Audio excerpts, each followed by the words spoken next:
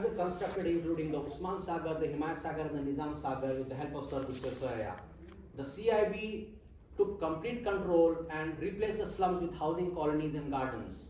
Around River Musi, it was decided that public buildings should be constructed because when any floods come again, the loss of human life would be less. The first public building to come up during the 7 Nizam's rule was the High Court building, which is now the High Court of Telangana. The second was the City College and the third was the Usmania General Hospital. All these 3 buildings were specially designed by a British architect, Sir Vincent Esch. He was instructed by the 7th Nizam and told these buildings must represent through their architecture what the state of Hyderabad stands for: communal harmony and social cohesion. We find an Indo-Saraceni kind of architecture among most of the buildings constructed during his rule.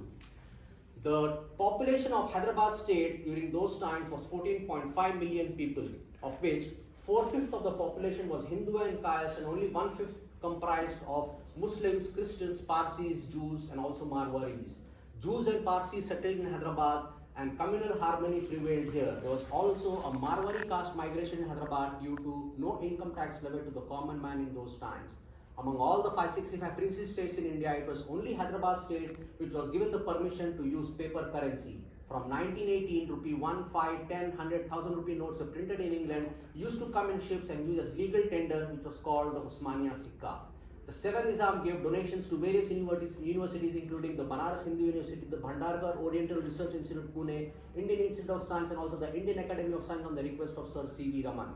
He spent more than 18 lakh rupees for the restoration of Ajanta and Ellora frescoes between 1915 and 1936. He gave a 25 million pound donation to the British government for the First World War in manpower and money.